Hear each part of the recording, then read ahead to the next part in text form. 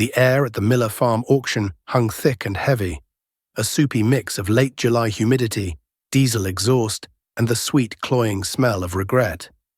It was 1973, and farmers, flush with cash from the Russian grain deal, were bidding like drunken sailors on shore leave.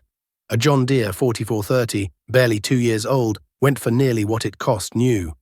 A set of disc harrows, paint still glossy, sparked a bidding war that made Old Man Miller's widow weep with relief into her handkerchief. I was there for parts, same as always. My name is Thomas Callahan, and I farmed the 240 acres my grandfather broke with a team of mules. I wasn't looking for shiny green paint. I was looking for a worn-out gearbox from a New Holland baler, maybe a set of cultivators that could be adapted to fit my old Farmall M. My philosophy, inherited from a father who'd seen the Depression firsthand, was simple. If you can't pay cash, you can't afford it. In a world that was rapidly learning to love the bank, that made me an outcast.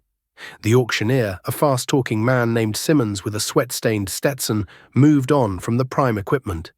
His voice, amplified by a crackling horn speaker mounted on his truck, lost some of its energy. He was in the back row now, the place where machines came to die.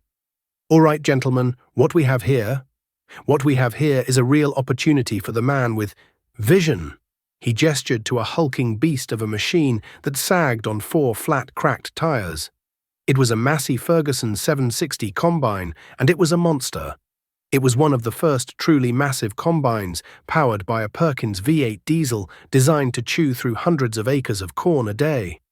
This one, however, hadn't seen a cornfield in years. Rust bled from every seam, staining the faded red paint in long, weeping streaks. The grain head, a 20-foot platform, was bent on one end where it had clearly met something more stubborn than itself, like a concrete culvert. A family of birds had built a nest in the unloader auger. It was the very picture of scrap iron. A murmur went through the crowd, followed by a few chuckles. "Look at that heap," a voice behind me sneered. I didn't have to turn around. I knew that arrogant tone. It was Dale Peterson. Dale and I had gone to high school together. While I was learning how to rebuild a carburetor and set the timing on our John Deere A, he was learning how to fill out a loan application. He farmed the section next to mine, but he did it with brand new equipment.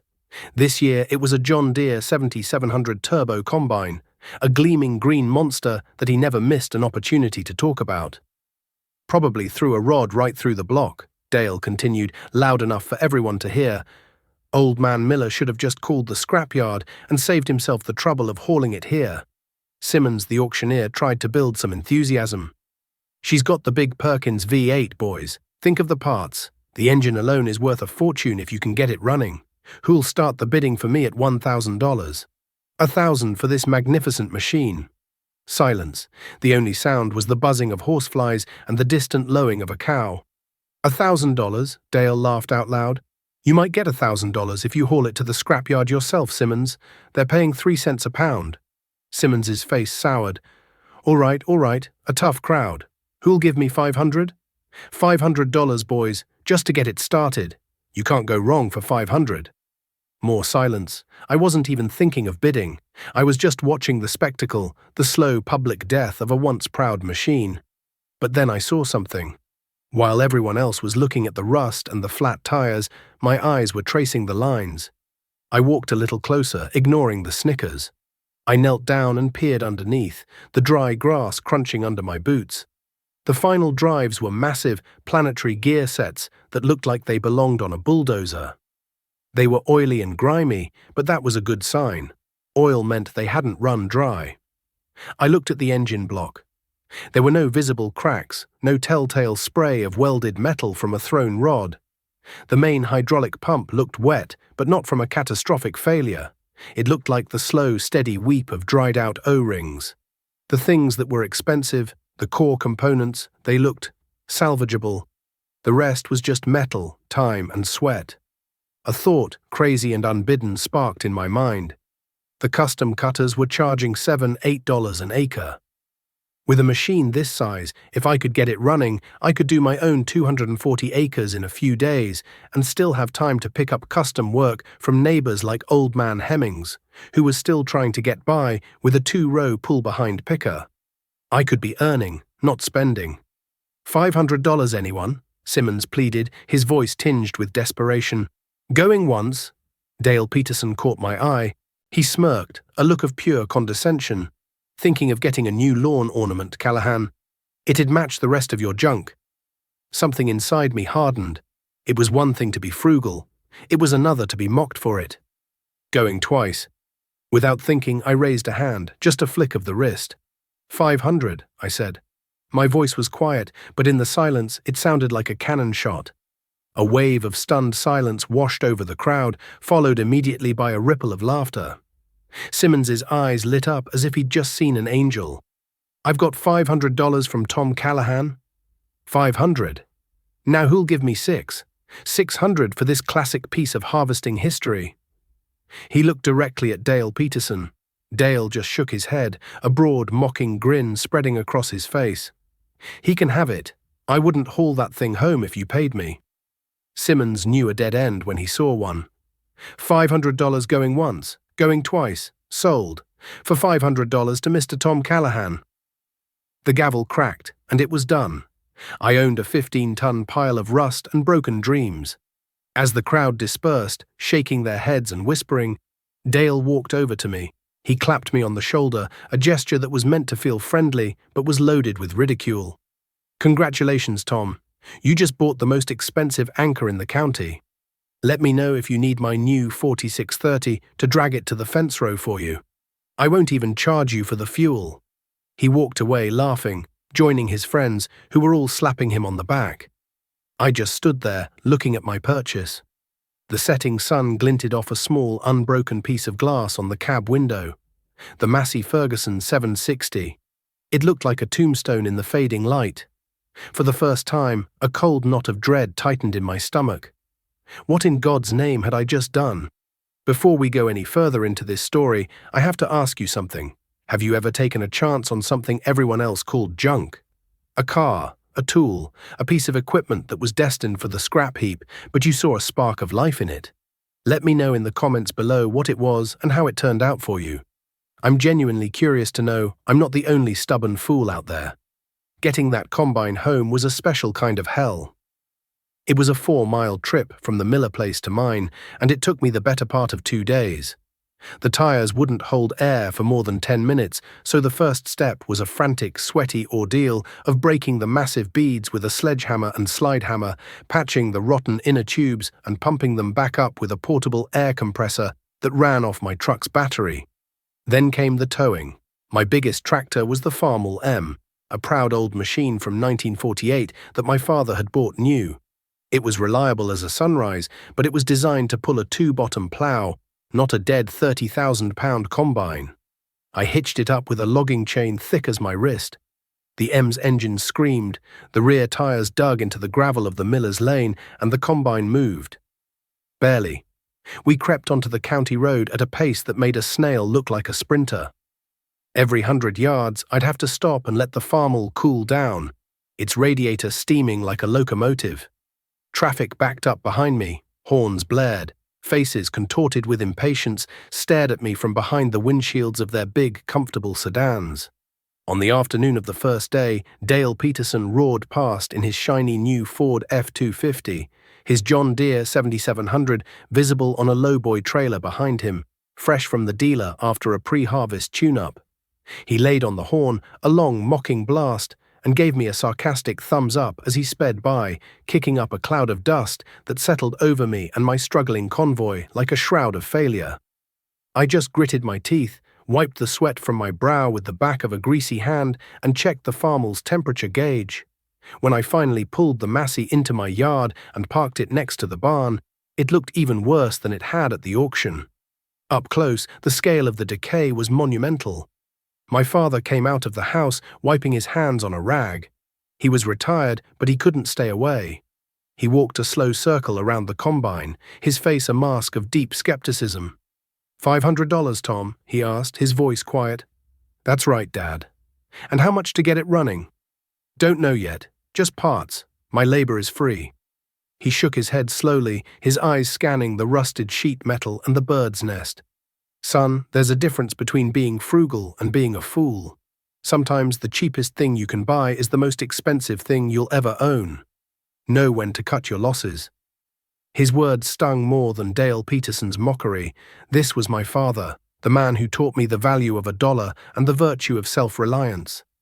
If he thought I'd made a mistake, maybe I had. But I was too stubborn to quit before I'd even started.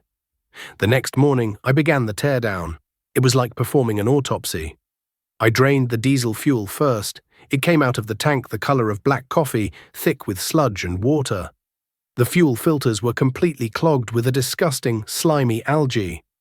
That alone could have been enough to park it. Then the heart of the beast.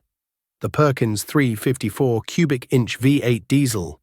I pulled the injectors first, a delicate operation requiring a special puller I had to fabricate myself out of a piece of pipe and a threaded rod. With the injectors out, I could check the compression. I rigged up a gauge and cranked the big engine over with a breaker bar on the main pulley. My heart pounded with every heave. One dead cylinder and the whole project was likely a bust. One by one, I tested them. 1, 2, 3. The needle jumped on the gauge every time, a little low maybe, from sitting so long, but they were all holding pressure. A huge wave of relief washed over me. The block was sound. The rings weren't seized. The core was alive. The next step was pulling the cylinder heads. It took me a full day. Every bolt fought me, seized with years of rust and heat cycles. I soaked them in penetrating oil, heated them with a torch until they glowed cherry red, and leaned on my longest breaker bar with every ounce of my strength. The air filled with the sharp crack of breaking rust and the smell of burning oil. When the second head finally came off, I found the first major problem. A hairline crack in the exhaust manifold. It was small, but under the heat and pressure of a running engine, it would spread like cancer. A new manifold for a Perkins V8 in 1973 wasn't something you could pick up at the local Napa Auto Parts store. I spent the next 3 weeks on our black rotary phone in the kitchen, the long cord stretched tight as I thumbed through parts catalogs and called salvage yards from Iowa to Ohio.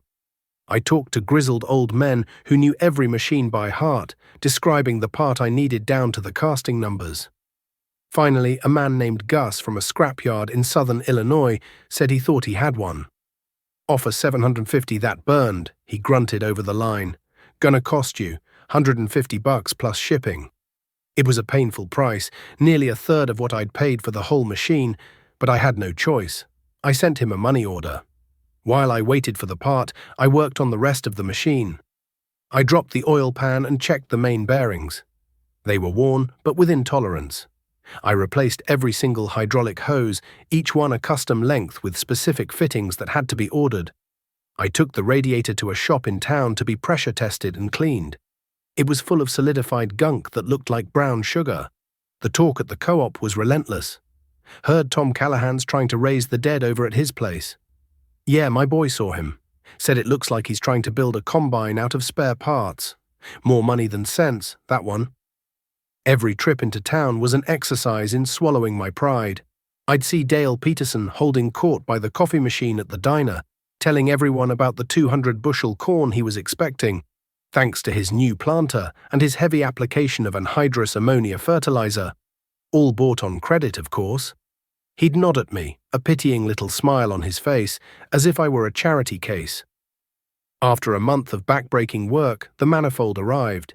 It was heavy, covered in soot, but it was solid. I spent 2 days carefully cleaning the mating surfaces, fitting new gaskets, and torquing the heads back down. I retimed the engine, installed the cleaned and tested injectors, and bled the fuel system. The moment of truth had arrived. I hooked up 2 heavy-duty truck batteries, checked the fluids one last time, and climbed into the dusty, sun-cracked seat. I took a deep breath, turned the key, and pushed the starter button. The starter motor groaned, straining against the massive engine's compression. The engine turned over once, twice. Then a puff of white smoke coughed from the exhaust pipe. I kept the button down. It turned again, faster this time, and then with a deafening roar, the Perkins V8 fired. It wasn't a smooth idle. It was a rough, angry, hammering sound, accompanied by a volcano of black smoke that billowed out of the barn and blotted out the sun. But it was running. It was alive. I sat there for a full minute, my hands trembling on the steering wheel, listening to the most beautiful sound I had ever heard. The years that followed were a blur of hard work and high prices. The mid-70s were the golden age for American agriculture. The Russian grain deal had opened the floodgates. Corn was $3 a bushel. Soybeans hit $7. Land that had been selling for $500 an acre was suddenly $1,000, then $1,500. The local banker, a once cautious man named Mr. Abernathy, now greeted farmers at the door like long-lost relatives, his briefcase full of loan applications. The mantra, repeated on the radio and in the farm journals, was simple: get big or get out. Nobody embodied that mantra more than Dale Peterson. He became the local legend, the man who couldn't lose. He used his soaring land values as collateral to borrow more, buying up the Henderson farm when Old Man Henderson retired, and then the 160 acres from the Schmidt estate. His operation swelled from one section to nearly 3. He built a massive new machine shed, a gleaming steel monument to his success that you could see from the highway. His line of equipment became a rolling John Deere catalog. He traded his 7700 combine for the new 7720, a machine with more horsepower and a bigger grain tank. He bought a brand new 4840 tractor with an air-conditioned cab and a tape deck. He even bought a 4-wheel drive Versatile for his fall tillage. He was farming fence row to fence row, tearing out the windbreaks my grandfather's generation had planted after the Dust Bowl to squeeze out a few more acres. He was the future, and I was the past. I got the Massey 760 running reliably. The first time I took it into my own cornfield was a moment of pure, unadulterated triumph. The big V8 settled into a deep, throaty roar under load. The 20-foot header, which I'd painstakingly straightened and rebuilt, chewed through the rows, the corn stalks disappearing into its grasp. I watched the clean, golden grain pour from the auger into the holding tank, and I felt a satisfaction so deep it was almost spiritual. I had done this. With my own 2 hands, I had turned scrap into a harvest. The combine wasn't pretty. I'd wire-brushed the worst of the rust and hit it with some Massey Ferguson red from a rattle can, but it was patchy. The cab was a hotbox with no AC, and the radio only picked up 1 AM station. But it was mine. Every nut, every bolt, every dollar of it was paid for. The good grain prices were a godsend for me, but I used the money differently than Dale did. I didn't buy more land. I didn't buy new equipment. I paid off the small operating loan I took out for seed and fertilizer. Then I paid off the last of the mortgage on the original 240 acres.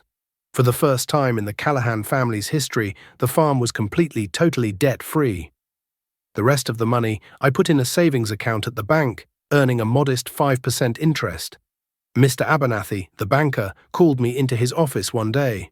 He had charts and graphs spread across his big mahogany desk. "Tom, we need to talk about your future," he said, leaning forward with a conspiratorial smile. "You're sitting on a gold mine here. Your land is clear. Your debt-to-asset ratio is 0. You're in a prime position to expand.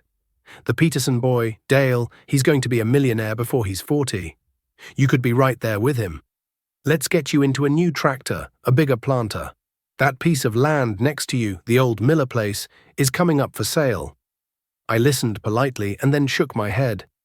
"Mr. Abernathy, I appreciate the advice, but my father always told me not to count another man's money, and not to spend money I don't have."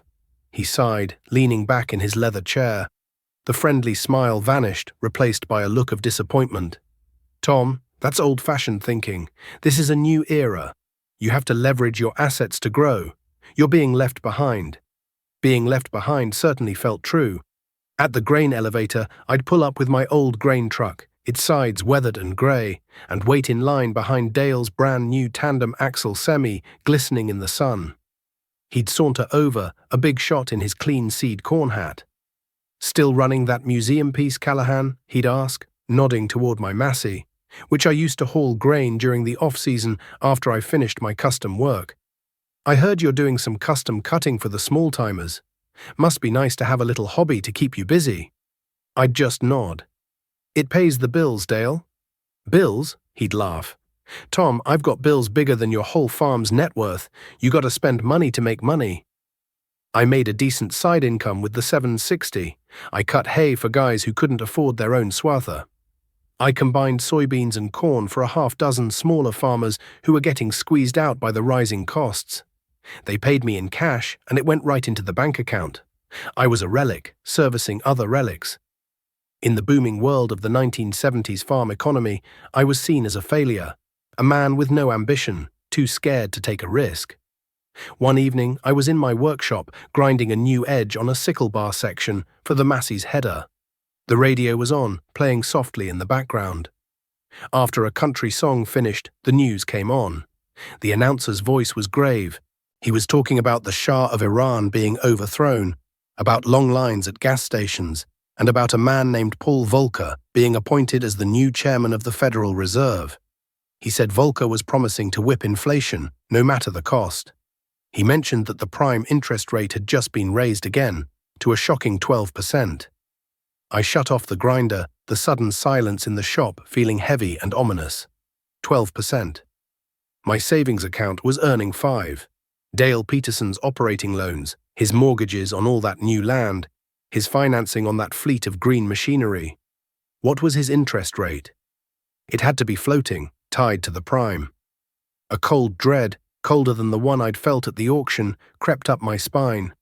I walked to the door of the shop and looked out across the fields. The sun was setting, casting long shadows. In the distance, I could see the tall mercury vapor security light on Dale Peterson's new machine shed, a beacon of progress and prosperity. But for the first time, it didn't look like a beacon to me. It looked like a lighthouse, warning of rocks hidden in a rising turbulent sea. The party was almost over. The bill was about to come due. The summer of 1980 was a scorcher. The sky over Iowa turned a hazy, bleached-out blue and stayed that way for weeks. The corn, which should have been shoulder-high by the 4th of July, was stunted and yellowing, its leaves curling inward during the day as if in prayer for a rain that never came.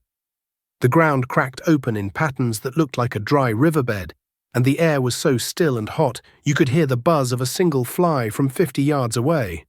The drought was the first punch. The second was the price of diesel. It had crept up steadily since the trouble in Iran, but that summer it exploded. The price on the pump at the co-op clicked past $1 a gallon, then $1.10, then $1.25. For me, with my 240 acres and my fuel-sipping Farmall M for planting, it was painful. For Dale Peterson, with nearly 2,000 acres and a fleet of big, thirsty John Deeres, it was a hemorrhage. I saw the first real sign of trouble in his fields. Dale had always been a meticulous farmer, his rows straight as a ruler, his fields weed-free. But that summer, patches of foxtail and water hemp started to show up in his soybeans. He wasn't cultivating as often, trying to save fuel. His brand-new versatile four-wheel drive tractor, the pride of his fleet, sat parked in his machine shed more often than not. The cost to fill its massive saddle tanks was likely more than I spent on fuel in 2 months. The real crisis for him hit in the middle of that dusty, disappointing harvest. I was out in my North 80, the Massey's big Perkins V8 rumbling along at a steady rhythm, chewing through my drought-stunted but still respectable 100-bushel corn. The cab was an oven, sweat trickling down my back and stinging my eyes, but the sound of the grain hitting the steel of the holding tank was music enough. I saw a cloud of dust on the road and watched as Dale's new John Deere 7720 Turbo came to a sudden halt in the field bordering mine. It was a beautiful machine, I had to admit, a gleaming green behemoth that made my old Massey look like a tractor-pull reject. But it was silent. The familiar hum of its big diesel was gone. After a few minutes, I saw Dale climb down from the cab, his posture stiff with anger. He kicked one of the huge front tires, then threw his hat on the ground. Curiosity, and maybe a little bit of neighborly concern, got the better of me. I finished my pass, shut down the Massey, and walked across the dry, cracked earth of the fence row. "Trouble, Dale?" I called out. He looked up, his face flushed red under his tan. "You could say that," he spat. "Damn thing just quit. Not a sputter, not a cough, just died, like I turned the key off." I was no expert on the new computer-controlled machines, but I knew the basics. "Fuel filter?" I asked. "First thing I checked. Clean as a whistle. It's not fuel, it's not air. The starter won't even engage now. Something electrical. He gestured vaguely at the mess of wires and sensors packed around the engine. It's probably some 50-cent fuse buried inside a $500 computer I can't even get to. He was more right than he knew. The John Deere mechanic came out the next day in his service truck. I watched from my field as he spent hours with a multimeter and a thick binder of wiring diagrams. Finally, he packed up his tools and spoke with Dale. I couldn't hear the words, but I saw Dale's shoulders slump. Later that week, I ran into the mechanic at the parts counter in town. "What was the trouble with Peterson's combine?" I asked. He sighed, wiping his greasy hands on a rag. "The main hydraulic control module, fried, governs everything from the header height to the threshing speed. Without it, the machine's safety circuits won't even let the engine crank." "Can you fix it?" He gave a short, bitter laugh. "Fix it? Tom, you don't fix things like that. It's a sealed unit. You replace it. We had to order one from the regional depot in Moline. It's on back order. Might be a week, maybe 2. And the part alone is $3,000. $3,000. For a single part. That was 6 times what I had paid for my entire combine. For 10 crucial days of harvest, Dale Peterson's brand-new 6-figure combine sat dead in the field, a monument to the fragility of modern technology. He had to hire a custom cutter with an older machine to come in and finish his corn, paying a premium for the last-minute job. The talk at the diner started to change. The awe in their voices when they spoke of Dale Peterson was replaced with a new tone. Pity and a little bit of fear. If it could happen to him, it could happen to anyone. Meanwhile, my Massey kept running. One afternoon, the main drive belt for the threshing cylinder started to squeal, stretched and glazed from years of use. I shut it down, took the belt off, and drove into town. The man at the bearing and belt supply shop measured it, went into his dusty back room, and came back with a new one. It cost me $87. I was back in the field, cutting corn, in less than 2 hours. That fall, the news on the radio got worse.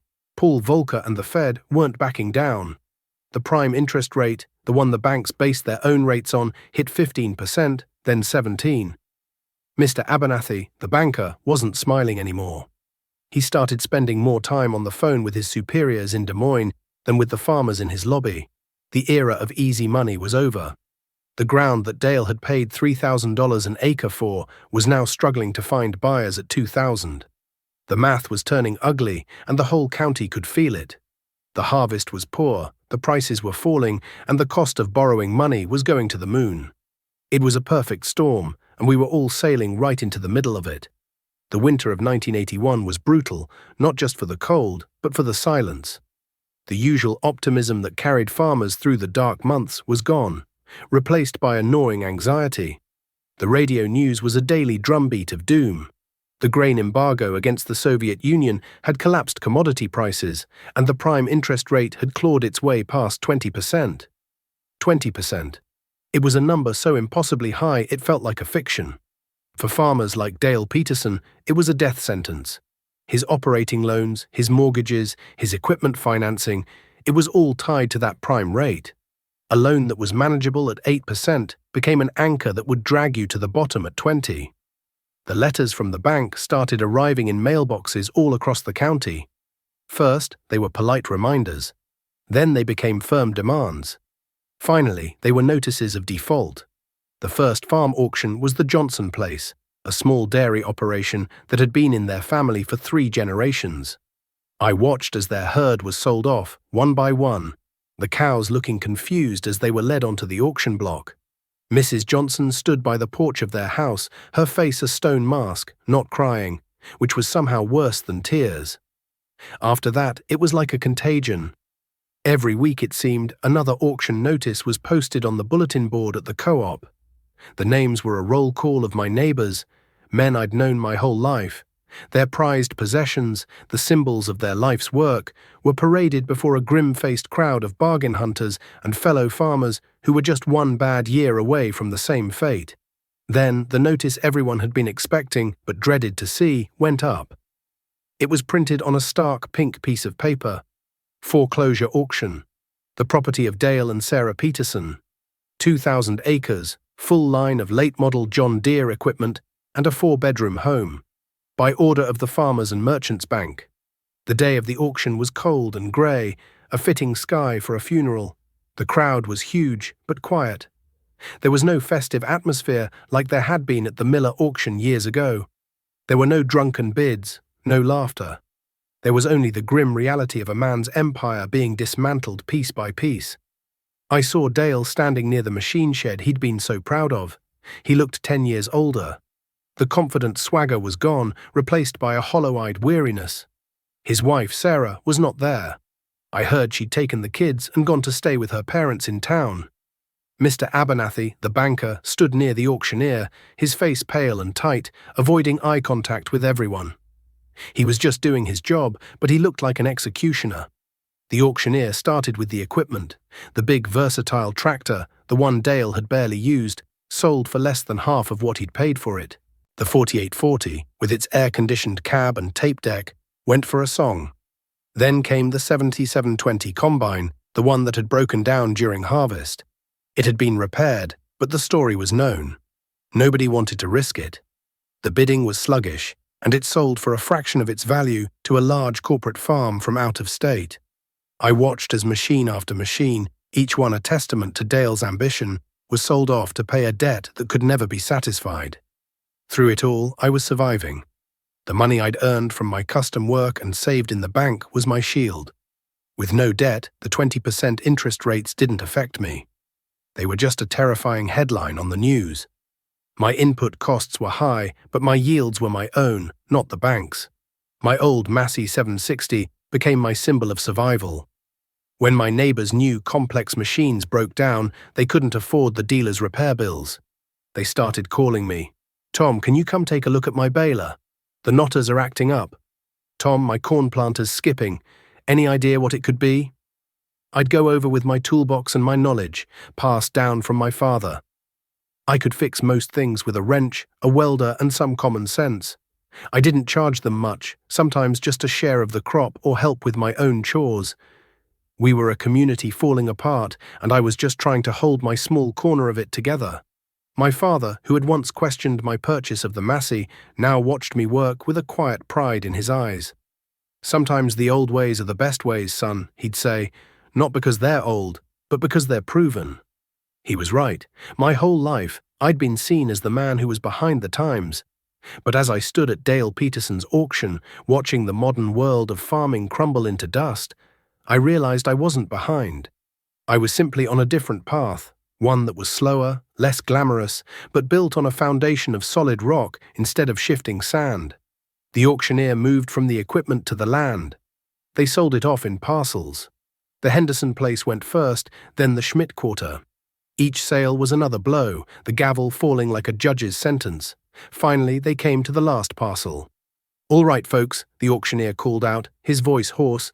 "This is the last lot of the day, 160 acres, the old Miller place. Prime bottom ground. Who'll start the bidding for me at $1,000 an acre?" My heart started to pound. This was the land that bordered my own farm, the land Mr. Abernathy had tried to sell me on credit all those years ago. The land my father had always said was some of the best soil in the county. I looked over at Dale. He was staring at that piece of ground, the piece of his dream that was closest to my reality, and I saw a single tear trace a path through the dust on his cheek. He wasn't just losing land, he was losing a part of himself. I had come to the auction with a purpose. In my pocket was my passbook from the bank.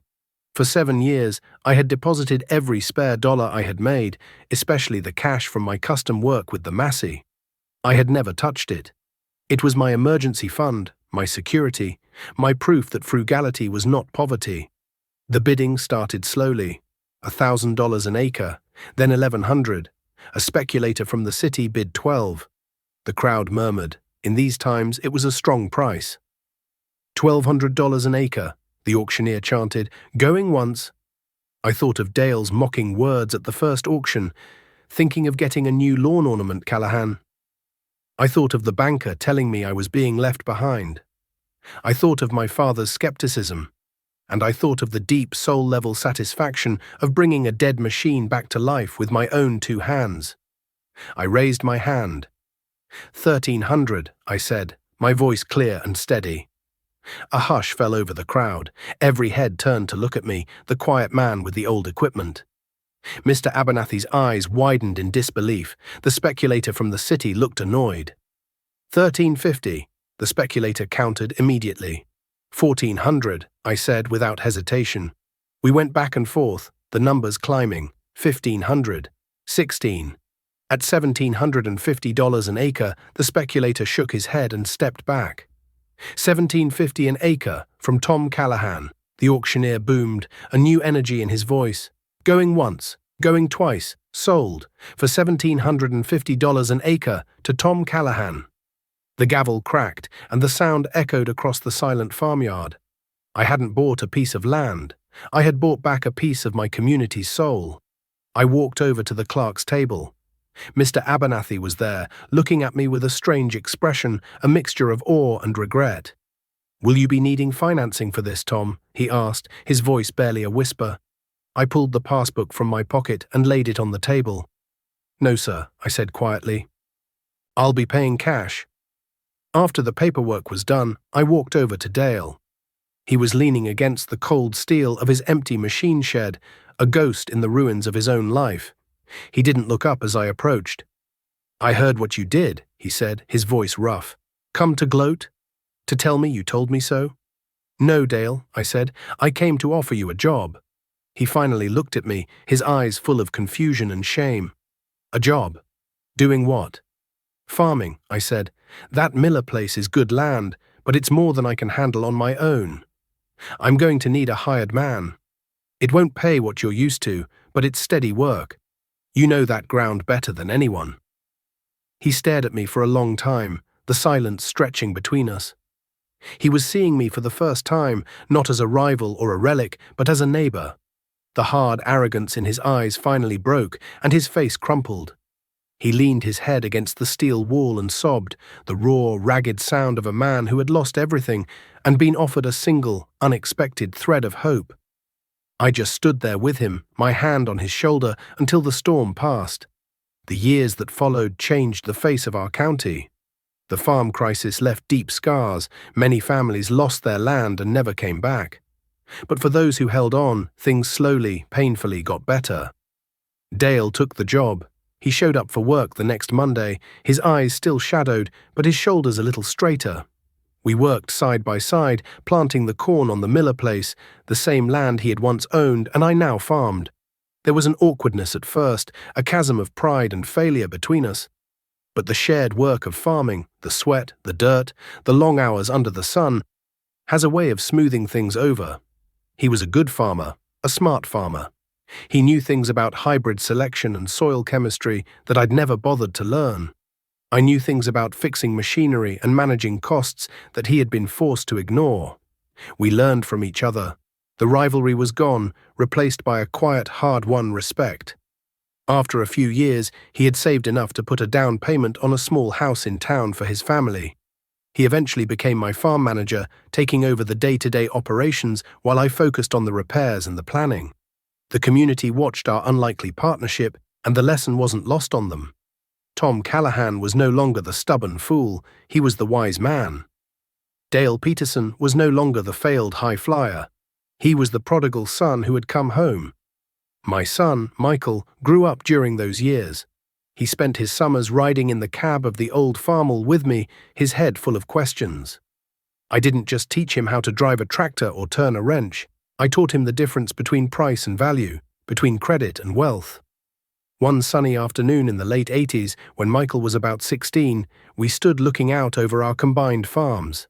The land was healthy, the corn was tall, and the farm was prosperous, and, most importantly, secure.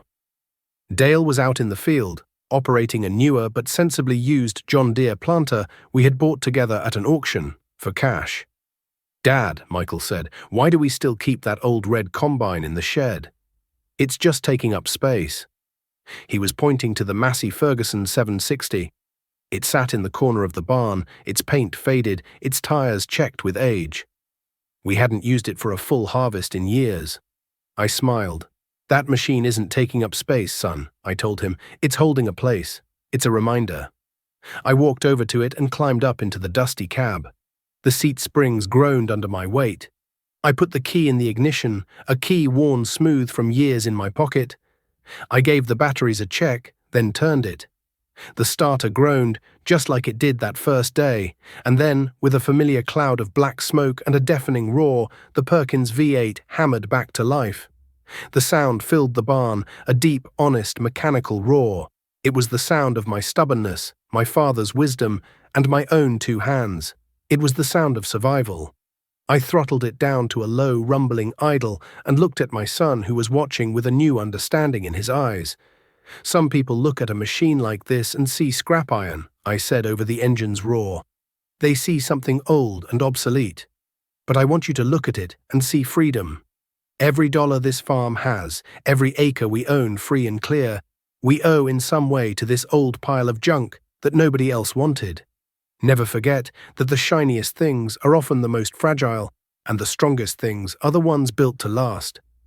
I pushed the throttle forward one last time, letting the V8 sing its powerful, defiant song.